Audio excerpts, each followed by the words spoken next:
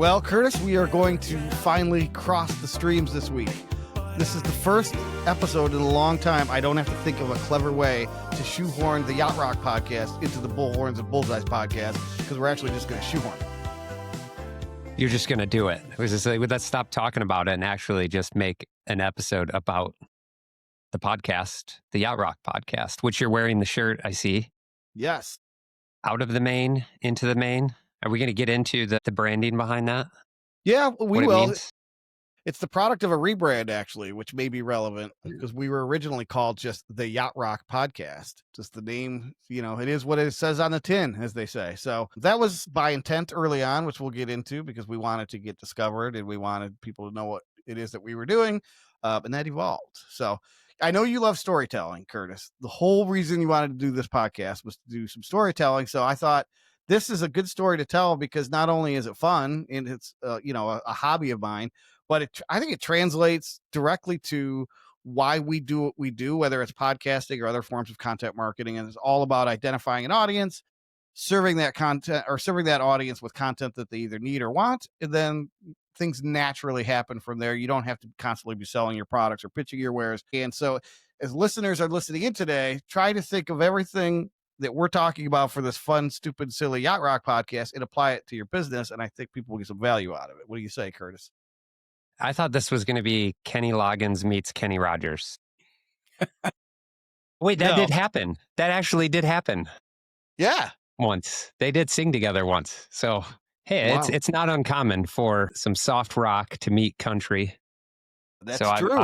I've dressed the part here and I'm getting ready to get on my own boat. I don't just have land legs. I have sea legs as well. We're headed up north here this weekend. So this is like perfect timing. I might even put some tunes on my playlist if you have some recommendations. I have a whole playlist for you. It'll take you 13 days to get through it. Well, let's bring on to tell the story. I thought we should have my co-conspirator, my co-host, and my co-brother, who is my partner in crime in this podcast, John Nixon. Welcome to this other here podcast called Bullhorns and Bullseyes. Yeah, also known as second-rate first mate. You didn't say that. That's true. That's my nickname on the show. Right. That's right. And in life. Well, let's get, I guess, right down to the storytelling, Curtis. So the whole thing starts probably, John, I don't know, it predates the podcast, but what would you say, like 10 years ago that you and I both sort of independently discovered this thing called Yacht Rock and fell in love with it. And I remember I sent you a text. No, you sent me a text that said, do you know what Yacht Rock is? And if so, do you like it? Do you remember that? Yeah, I do, vaguely. I don't remember when it was. I remember I started slowly into the road probably in 2011 when I decided that it was time to forego looking forward into finding better music that I might like and just decided, you know what, there's probably stuff along the way that I missed first time around. And I am going to become a vinyl collector again, and I'm going to buy records from the past that I never really paid attention to. And the first one I did of that, as we've mentioned on the show, was Pablo Cruz, Worlds Away. So that was where it started, and that was probably 2015 or so. So it's probably even predates our conversations. Yeah. And then I'm my origin story is what we did hold it in an episode, Curtis, on origin story. So maybe you have one that you could tell, which is Tom hit me over the hammer multiple times with telling me to get into Yacht Rock, so I finally listened to it. But my origin story was I was sitting at a pool on a summer day, and my friend is playing all these songs that I forgot about. Like, oh my God, who is it? John Ford Coley and what? England Dan, I really want to see you tonight. I'm like, what do you call this? And he's like, Yacht Rock, dude. And I'm like, oh, sweet. Well, I think I'd love it. And then the following spring, I was down at spring break in Florida, and my wife's in the shower getting ready. I'm like, what do I want to listen to? I look out, I see the ocean, I see the sun, I see the beach. I'm like, Yacht Rock. And then I got fully immersed from there on. So, Curtis, do you even have a Yacht Rock origin story? You would be my origin story. I had no clue what it was until you told me you had a podcast about it. And similarly, though I knew the music, I just didn't know it was called Yacht Rock. And I had no clue it was actually as big as it is. There's a documentary on HBO about it now. I hear you guys provided a little insight too, though I think you guys should have been on the documentary itself. Yeah. I think you got hosed a little bit there. But for me, as you've talked about some of the songs, I'm like, I know that song. I know that song. And I think we even sang a song together, a few verses on one of the podcasts before. But wasn't there, so your timing, does it line up to, I've seen on YouTube these guys who started making fun of the artists in the time period.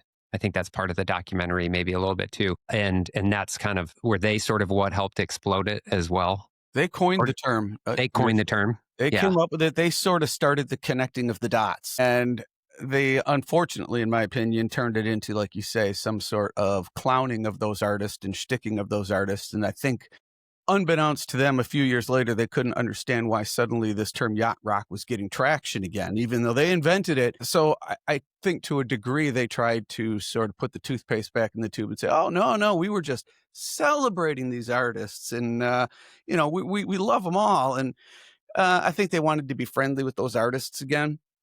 But they coined it in 2005. But I bet you it didn't really start to take off until 2016, 17, something like that. Yeah. And it's had a more recent explosion since then. Around that time, so that John and I are getting into yacht rock, maybe, I don't know, a couple years later, John is a professional musician, as you might tell from his background. His are not merely props like they are for me. But so he had various projects going on. And one day, John, you decided that not only was there something called modern yacht, but that maybe you wanted to make modern yacht rock music. What happened there? I was recording music with some guys that I was working with, and we had a group called the Overnighters, which kind of was 60s, 70s soul oriented. Two of us in that group kept bringing songs forward that we wanted to either cover or originals that we wanted to do that maybe sounded a little bit too mid 70s, late 70s. It kept feeling like it wasn't really a genre fit. And so the other guy that I became Page 99 with suggested, why don't we just not force these into here and let's start something new? And that's when I launched the band name Page 99, which was sort of done in the style of Steely Dan in the sense that there isn't a full band around it. It's really me as the creative force and a few other key cogs. But that's how it started, was it just didn't fit what else we were doing. Yeah. And so now, eventually, then you're going to start recording music. And this is when it starts translating into the listener as the owner of the business or a marketer. So now we have a product to sell, Curtis, in essence, right? I've got Page 99 music. I want to get it out to the masses, hopefully make some revenue, certainly build an audience. But no one's ever heard of Page 99 before because it didn't exist. So this is like a startup saying, all right, who's my audience? And how do I go find them? And how do I attract them to us? Sound familiar? It does sound very familiar. Something many of our clients partake in. Come up with an idea. Maybe somebody else has done that idea. Maybe they haven't, but you got to figure out how to get it to the masses and help people understand what it is, what it's all about. Yep. And there were other bands that had done this. John discovered a band called Steak House that was very eerily similar to Steely Dan. In fact, it thought, aha, if they can do it, and they had a following, then I can do it. This sort of like justified your rationale, wasn't it, John? Like validated the idea. This is something that other people, startups and, go-to-market strategists have to figure out. By the time I heard of them, they probably had 3 albums out. So I've been doing it a while. They had amassed an audience. They're out of Sweden, which happens to be a hotbed for this kind of stuff. But I thought, okay, there is a place for it. I have a passion for doing it. And if nobody listens, I'm okay. But ideally, you want people to hear what you're doing. And what was the number I read? Every day on Spotify, I think this was Rick Beato, every day on Spotify is 100,000 new songs. I mean, that's crazy. How do you compete with getting seen amongst 100,000 songs a day? You know?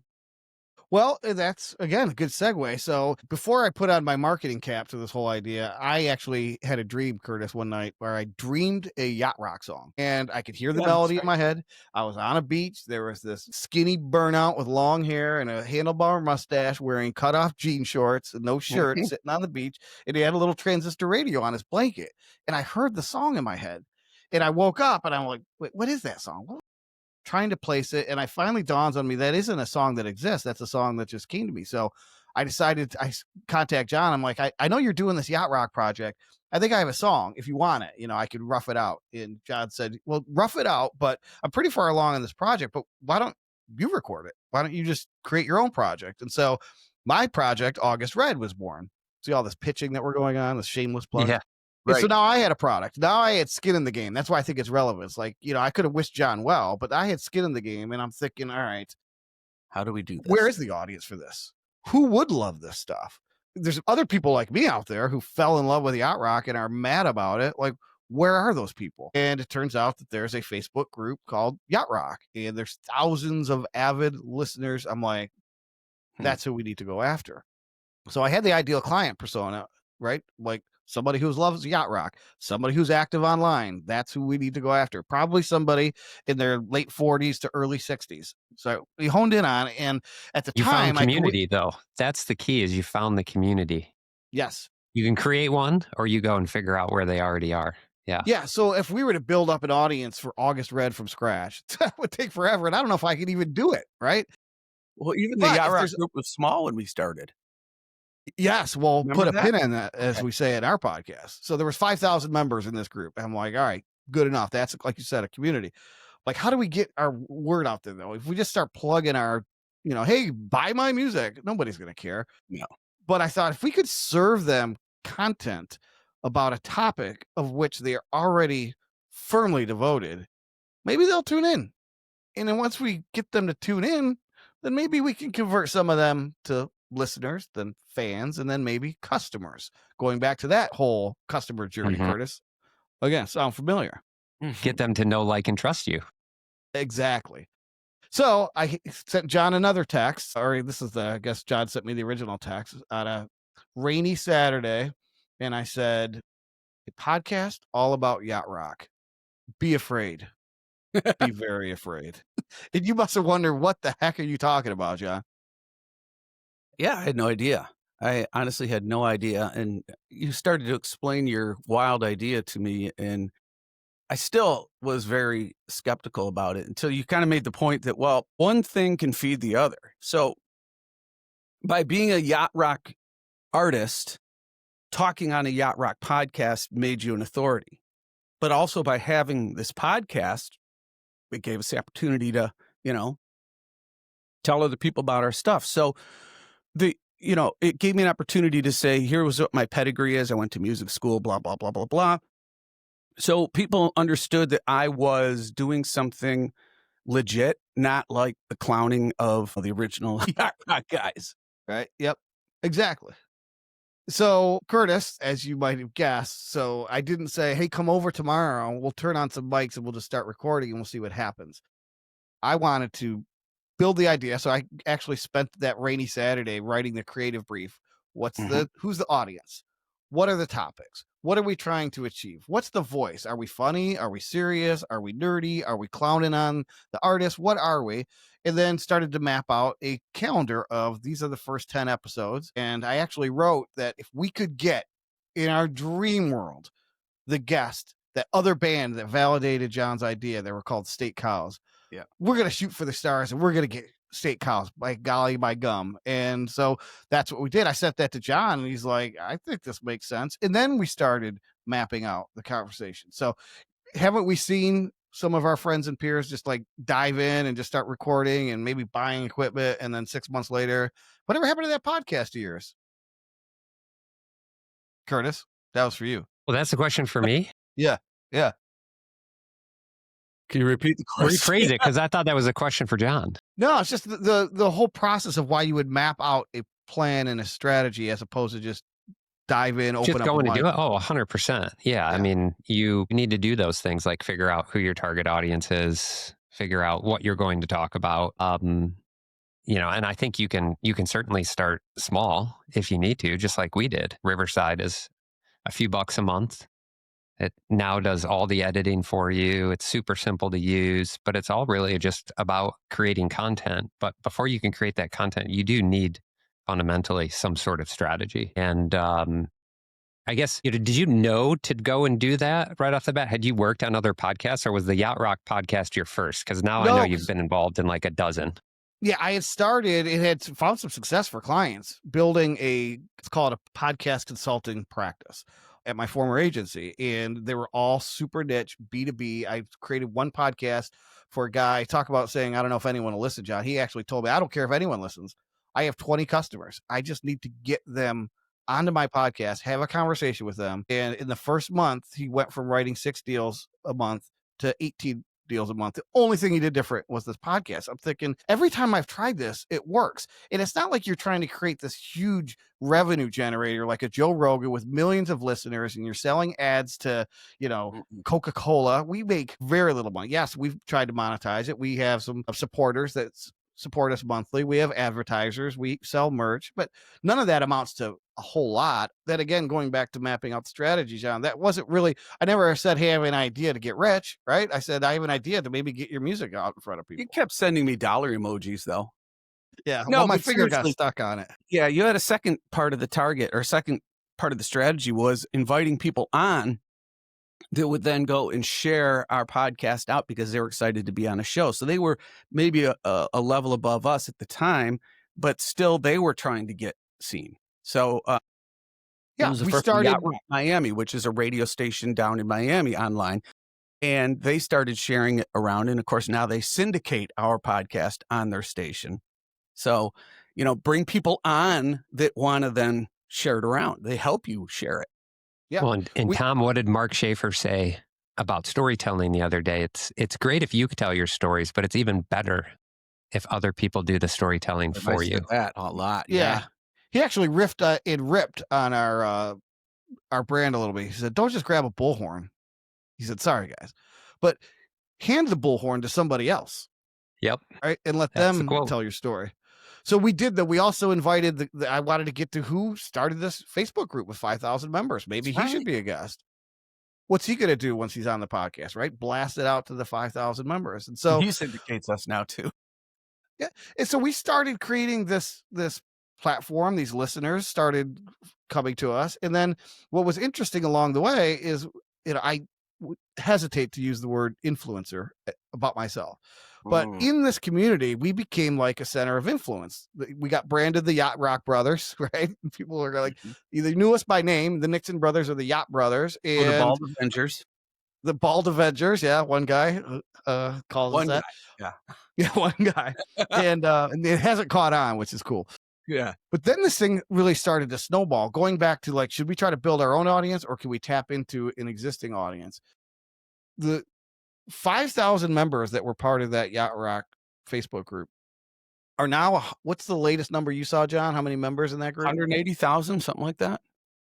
Yeah. And we are early sort of adopters and early voices. And now we don't have to get 180,000 people to follow our Facebook page. We have 180,000 captive listeners already. And so as that grew, the numbers on our podcast grew as well, which then enabled us to get State Cows as a guest. And they came on gladly because now we have an audience. But the best thing is we're serving great content up, red meat to the audience again, saying, you want to get to know this artist? Well, we're going to interview them on our show and then you'll get to learn all about them. And so now this is getting some momentum. We're probably chapter 2, right, John? Yeah, that was pretty early on that they came on, though. I think they saw the wisdom in it. But it's also grown my music, the amount that I've been able to sell and stream. I've seen that go up a lot. Well, yeah. And so by the time the album comes out, we've already probably several episodes in, and now you've done the thing. You've tapped into the audience. You've nurtured some of them as fans, as part of your tribe now. And then you've, like you said, you've legitimized yourself as not just some fly-by-night guy trying to figure out how to make yacht rock. Yeah, and there's a lot of spoof acts out there doing yacht rock, cover bands mostly, and I wanted to separate myself from them. So that allowed me to do it as well. Do you guys find, I think one of the biggest things I found with the podcast thing, though, is the amount I've learned in that process. So what's your evolution been as an artist since doing the podcast and interviewing all these other artists? Man, we pick their brains all the time, and I put all that stuff into action. When we've been able to talk, I don't know if I'm able to reveal, Tom, we had Kenny Loggins on, and that was probably our biggest get. But being able to tap into what they know, and we have to study. in order to do things. We do episodes about techniques. We do episodes about history of artists. We have to study all this stuff. And so that's all knowledge we can use. Yeah. That evolution started. I'll never forget the day I got an email from a publicist, and they were pitching me to come on the podcast. And this is a band called Firefall that had many albums, many hits in the 70s and early 80s. And I'm like, what?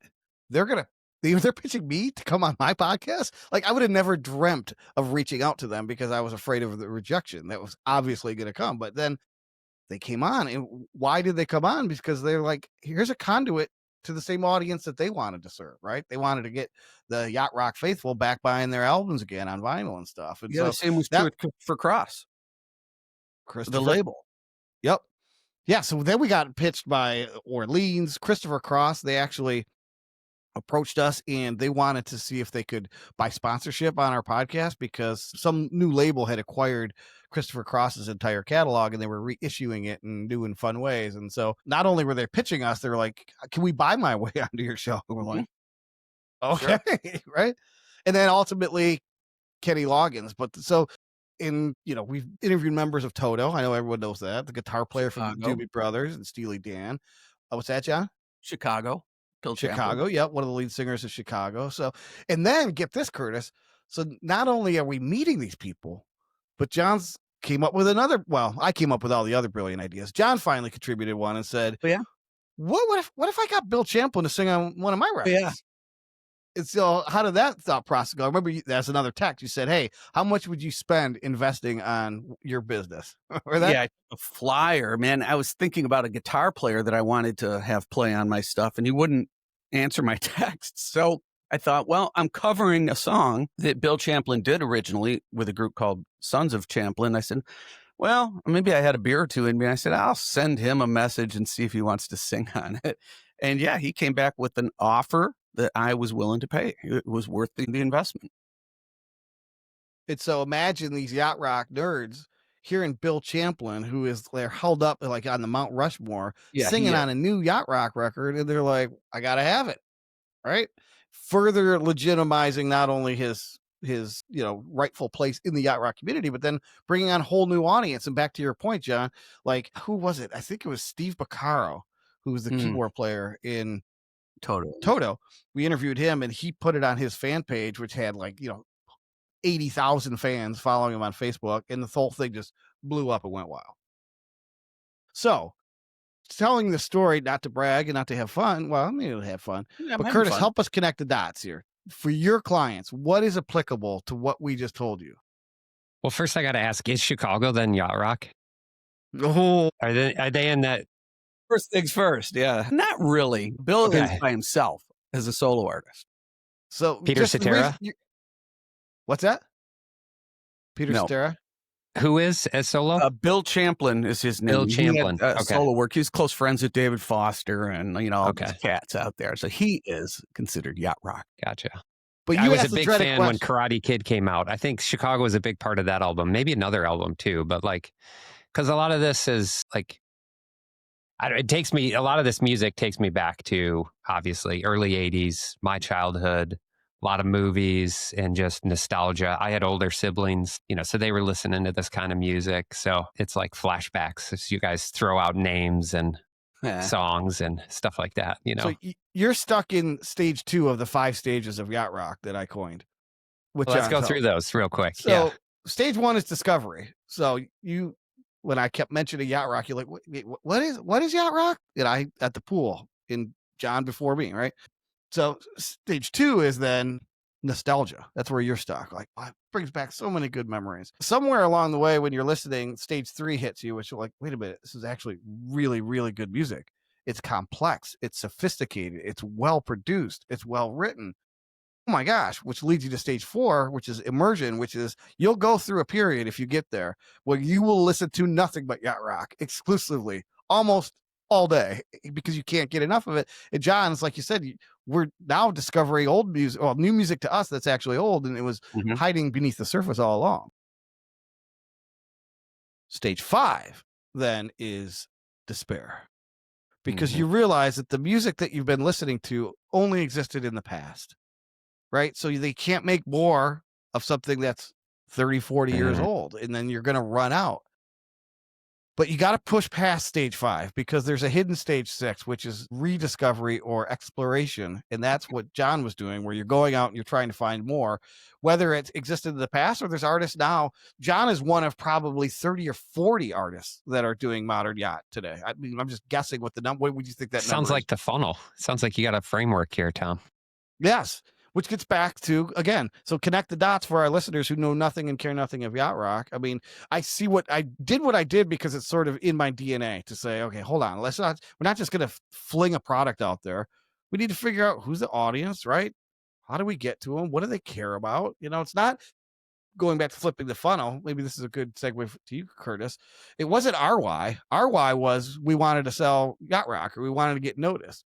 It was our audience's why, which is, man, we love this stuff and we can't find enough of it. Yep. I think the other thing I'll take away, I know I'm not directly answering your question, but this is a realization I'm coming to recently, is we're starting to get more esteemed guests. We've got some New York Times bestsellers and some people who actually teach marketing and those types of things who are coming on the podcast. Those guests don't come on unless you ask. It's like, you have to make this happen. It's not going to happen for you, right? So it's one thing to step into it, start creating content. If you're going to do a podcast, start getting guests on. But you're not just going to start up a podcast, throw it out there, and people are going to be calling you and emailing you saying, I got to be on your podcast. You've got to go out and ask them. And what I've come to find is most people love it. They'd be happy to. Mm-hmm. Yep. So you got to step into it and actually be proactive about it. And I think what's been really helpful for us is to bring Claudia into the mix, because that's a lot of work, and just say, okay, let's identify the people we want to ask, and let's have somebody who can do the work to set those things up for us. And that's been huge. I mean, we've gained a lot of momentum in the last couple months just by bringing her into the mix. That momentum is important, and sticking to it can be difficult at times because the returns aren't always immediate and obvious. But we had a conversation with John. Why don't you tell the story of how we got to Tony Guerrero and what that led to Curtis's point? Okay, well, so I was working on a song for Page 99 track, and I wanted it was a nice mellow tune. I wanted to have, I thought, trumpet solo at the end or something jazzy, and I'd have enough songs that have sax on them. So I thought, what else could it be? Trumpet. So I just went to one of those online sites where you can hire freelancers. Sound Better was one of them. So it's kind of like a Fiverr kind of thing. And I found this guy, and he had the sound I was looking for, and he even went so far as to say, if you're looking for a screaming trumpet player, which is probably what most people are looking for, he said, I'm not that. I'm more like a mellow flugelhorn player in the style of Chuck Mangione. And I thought, that's exactly what I want. I hire the guy. He does absolute perfect work. He said it was the second take that he did, and because I wanted it to be just natural and not overly thought out. Anyway, it was so good. I said, I got to find out more about this guy. He can't be this good and just not be known. So I go and I find, of course, he's got a big Wikipedia page. He is, been on, I think he's got 12 records of his own. He's been on like 20 different albums from people like Brian Wilson and Jane Lynch and Wayne Newton. And he's huge. He plays in like the Grammy orchestra bands when they have the live music at the Grammys. He ran the music at Saddleback Church out in California. This guy was a big deal. So now that he's played on my record, I just sent him an email and said, hey, remember doing this? We'd love to have you on the podcast. And explained to him what our podcast is. And the beauty of it is, I was going to say, you don't have to have, think about 10 great guests. If you get one or two, right, Tom? Excuse me, I'm getting dry here. If you get one or two, then we were able to say, look, we got Kenny Loggins and we got Mark Jordan on, it legitimizes it. We didn't need to have 10 to show. So, right. Tony's like, oh yeah, I'll come on. That'd be great. And we had a wonderful conversation. He's great. Yes. So in the course of the conversation, back to your point, so do this, the momentum and the snowballing, how one thing leads to another. We're just near the end of the conversation. He's like, I got a Yacht Rock connection for you. He's like, yeah, I'm really good friends with David Pack. David Pack is like one of my top 5 dream guests, but someone that I would never reach out to, like Kenny Loggins, because why would they come on my podcast? And But you got to stop thinking like that, Tom. That's what I'm saying. exactly. So for Yeah. those of you who don't know, he was the original lead singer in the band Ambrosia. They had some quote unquote yacht rock hits. They weren't called yacht rock at the time, but just a fantabulous singer. And he said, he might want to come on the show. Why don't I ask him? And so we get about 30 minutes after hanging out with him, and we get a text that says, Dave would be happy to come on the show. Here's his booking agent. So there you go. So here's what, I guess, going back to the takeaways for the listeners, if there's anyone still listening, Hello. is it doesn't have to be a podcast. So this is not an episode that try to convince you into doing podcasting, although obviously I'm a big believer in it. It's, if you follow this roadmap, if you want to gain favor, get the attention, establish authority of an audience, 2 things. One is you don't have to start by building your audience from scratch, I think. So find out where the community is. There's probably people who already talk about, follow the subject matter of which you are going to be the expert. 2 is develop a content strategy that is not about you and what you sell, but more about that audience and what they already love. Because then anything you ever do is never going to feel like selling.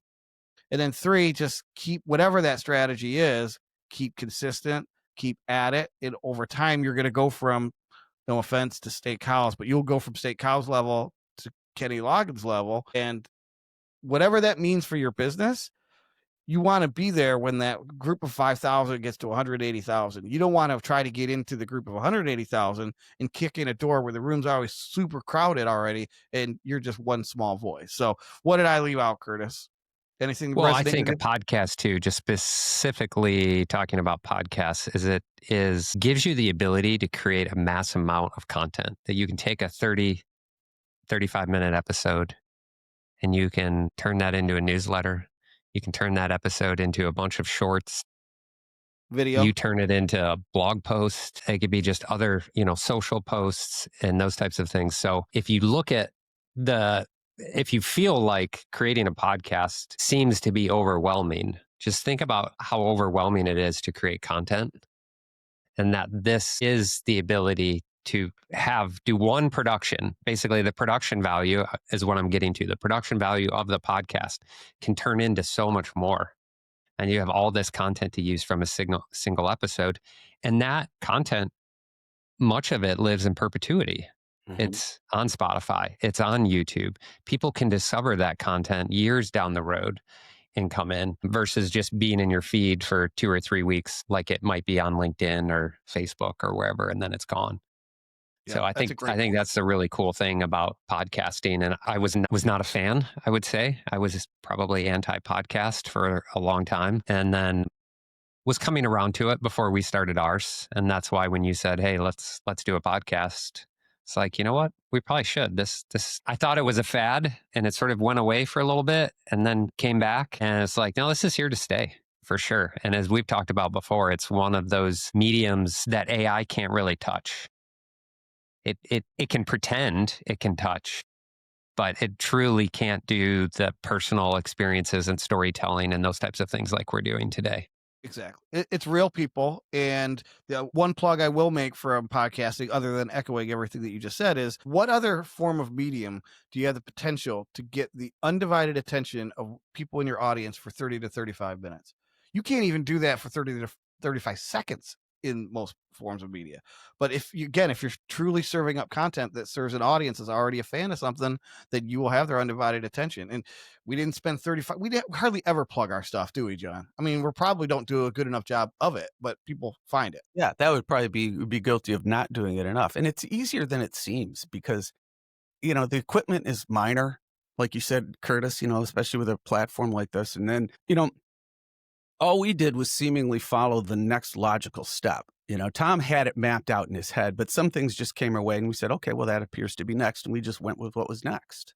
It wasn't, we had this 5-year strategy we had to follow, by rote. Right. No, you do that. I think the creative brief and the early content calendar to get the ball rolling. Curtis, we found the same thing. And then we're sort of like, you hit your stride.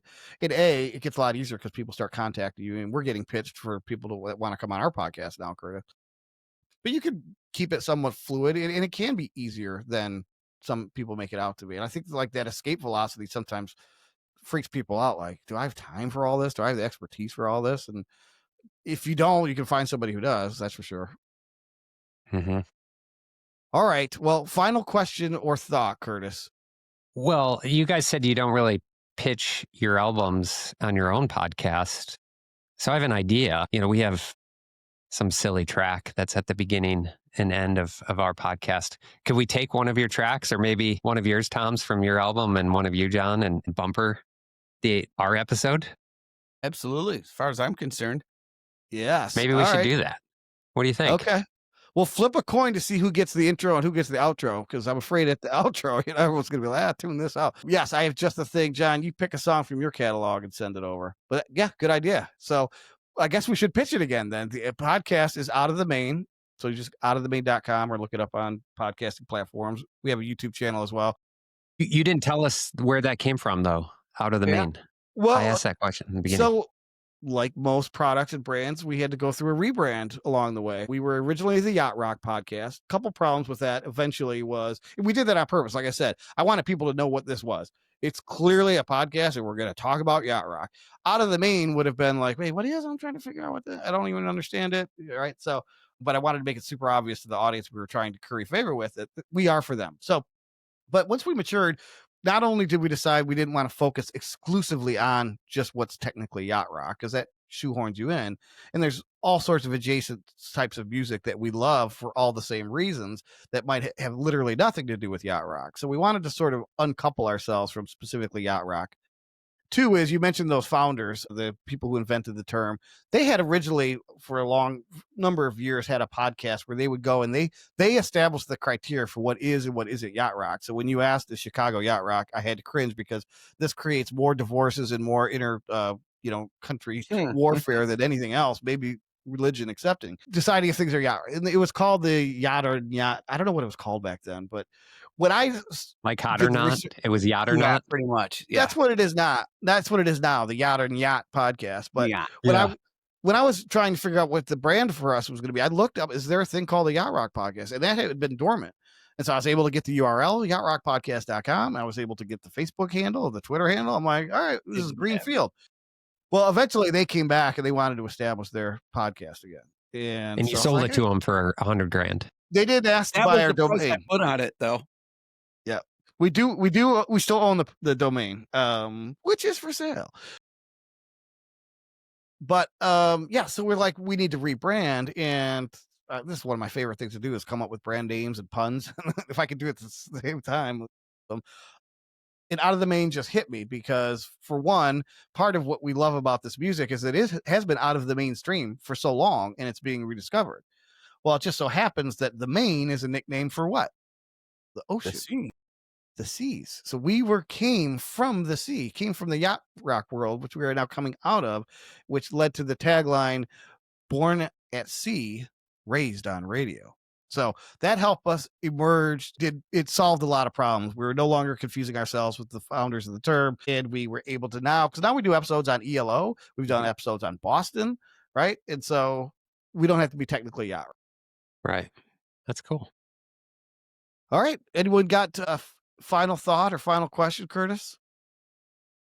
If not, I was going to say what you were saying, Tom. The funny thing is that we had gotten all we needed out of the term Yacht Rock. We'd squeezed everything out of that stone by the time they came along and didn't want us using it anymore. So, well, at risk of going too long there, but that's an important part, because the whole reason it worked at the beginning is we were willing to niche down to not just try to serve all music lovers, even though that's who we are. There's a lot doing that. And this is my other piece of advice: niche down as small as you can until the point where it's almost painful for you to niche down any further, because you are going to get better immersion with a more engaged audience than you will if you're trying to serve the masses. So that is my final thought. I'm going to turn it back to my co-host, co-brother, co-everything, co-second-rate first mate. Do you know, Curtis, how to end a podcast that's all about Yacht Rock? We end all of our episodes with 2 words. And what are they, John? Ahoy polloi.